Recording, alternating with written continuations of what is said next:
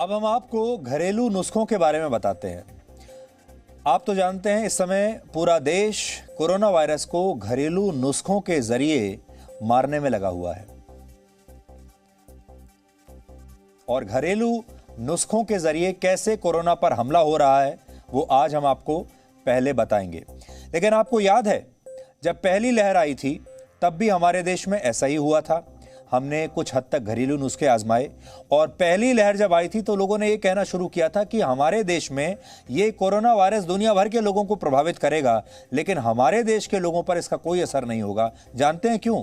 क्योंकि हमारे देश के लोग तो सड़कों पर पहले ही चाट खाने के आदी हैं, गंदे तेल के पकौड़े खाने के आदी हैं। हमारे देश के लोग गंदा पानी पीने के आदी हैं और वो तमाम चीज़ें हम तो पहले से ही खा रहे हैं, तो हमें ये वायरस कैसे हम पर हमला कर सकेगा? यानी हमें पहले से ही हमारा इम्यूनिटी लेवल इतना स्ट्रांग है कि ये वायरस हम पर कुछ असर नहीं छोड़ेगा।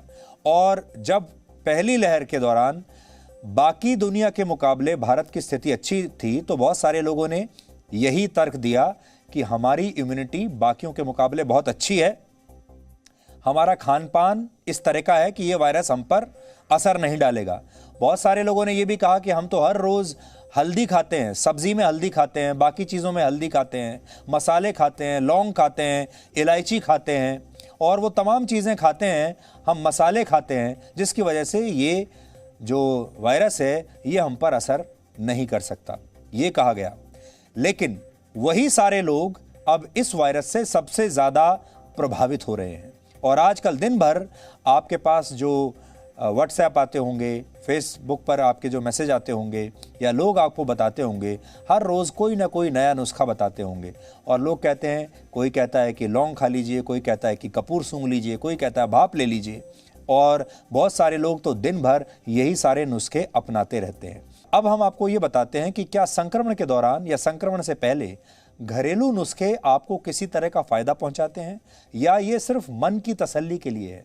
आज हम एक एक करके ऐसे घरेलू नुस्खों का विश्लेषण करेंगे जिन पर आजकल आप लोग आंखें बंद करके विश्वास कर रहे हैं और इन्हें अपने जीवन में अपना भी रहे हैं।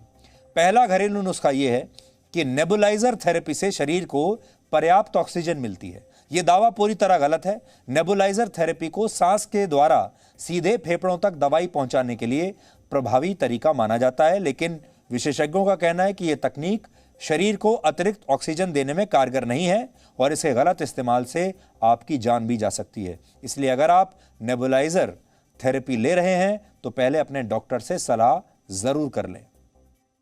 दूसरा घरेलू नुस्खा आजकल यह है कि नाक में नींबू की 2 बूंद डालने से शरीर में ऑक्सीजन का स्तर बढ़ जाता है, लेकिन वर्ल्ड हेल्थ ऑर्गेनाइजेशन के मुताबिक इस बात का कोई प्रमाण नहीं है। नींबू में मौजूदा विटामिन सी शरीर के लिए तो आवश्यक है, लेकिन इससे ऑक्सीजन का स्तर बढ़ता है, इसकी कहीं कोई जानकारी नहीं। यही नहीं, इस घरेलू नुस्खे को अपनाने से आपको लेने के देने भी पड़ सकते हैं। तीसरा घरेलू नुस्खा है संक्रमण के दौरान पैरासीटामोल दवाई का राउंड द क्लॉक इस्तेमाल करना, दिन रात पैरासीटामोल खाना। डॉक्टरों का कहना है कि दिन भर में पैरासीटामोल की 2 से 3 ग्राम से ज्यादा खुराक लेना खतरनाक है। इससे बुखार बिगड़ सकता है और गलत जानकारी की वजह से मरीज अपनी जान भी गंवा सकता है। इसलिए अगर मामूली लक्षण होने पर आप घर पर रहकर ही अपना इलाज कर रहे हैं तो इस बात का ध्यान रखें कि आपको हर समय पैरासीटामोल नहीं खानी है। बुखार नहीं उतरने पर आपको डॉक्टर से संपर्क करना है, ना कि खुद अपने आप को ही डॉक्टर बना लेना है। चौथा नुस्खा है संक्रमण के दौरान एंटीबायोटिक दवाइयां लेने से कोरोना ठीक हो जाता है, लेकिन ये दावा गलत है। इस समय बहुत सारे लोग बिना डॉक्टर्स की सलाह के संक्रमण में एंटीबायोटिक दवाइयां ले रहे हैं, जबकि हकीकत यह है कि एंटीबायोटिक दवाइयां बैक्टीरिया से होने वाली बीमारियों में दी जाती हैं और ये रोग वायरस का है। हालांकि संक्रमण के दौरान कई मरीजों में देखा गया है कि उन्हें कुछ बैक्टीरियल बीमारियां भी हो जाती हैं और तब डॉक्टर मरीज को एंटीबायोटिक दवाएं देते हैं। इसलिए आपको भी डॉक्टर से सलाह जरूर लेनी चाहिए, आपको खुद का डॉक्टर नहीं बनना चाहिए। पांचवा नुस्खा है कपूर, अजवाइन और नीलगिरी के तेल का मिश्रण कोरोना मरीजों का ऑक्सीजन लेवल बढ़ाने में बड़ा कारगर होता है और यह नुस्खा काफी लोग अपना रहे हैं, जबकि अमेरिकी स्वास्थ्य एजेंसी CDC के मुताबिक यह दावा पूरी तरह से गलत है। कुछ लोग कपूर और अजवाइन को रुमाल में बांधकर अपनी पैंट या कमीज की जेब में बांधकर रख लेते हैं और ऑक्सीजन की कमी होने पर वो इसे सूंघते रहते हैं और ऐसा दावा किया जाता है कि इससे ऑक्सीजन का लेवल बढ़ जाता है। सच ये है कि इससे आपके सांस लेने की नली खुल जाती है जिससे आपको रिलीफ महसूस होता है, लेकिन ऑक्सीजन के स्तर का इससे कोई लेना देना नहीं, बल्कि इसका असर भी ज़्यादा देर तक नहीं रहता है। आपको जो रिलीफ मिलता है, अच्छा लगता है, वो इसलिए क्योंकि आपकी सांस लेने की जो नली है वो खुल जाती है और उससे आपको ऐसा लगता है कि ऑक्सीजन का स्तर बढ़ गया है, जबकि ऐसा है नहीं। इसके अलावा सोशल मीडिया पर इस समय बड़ी संख्या में लोग अपने मरीजों के लिए प्लाज्मा की मांग कर रहे हैं, लेकिन बड़ा सवाल है कि क्या कोरोना से रिकवर हो चुके मरीज के प्लाज्मा से अस्पताल में भर्ती मरीज की जान बचाई जा सकती है? तो आईसीएमआर का कहना है कि ऐसा नहीं है।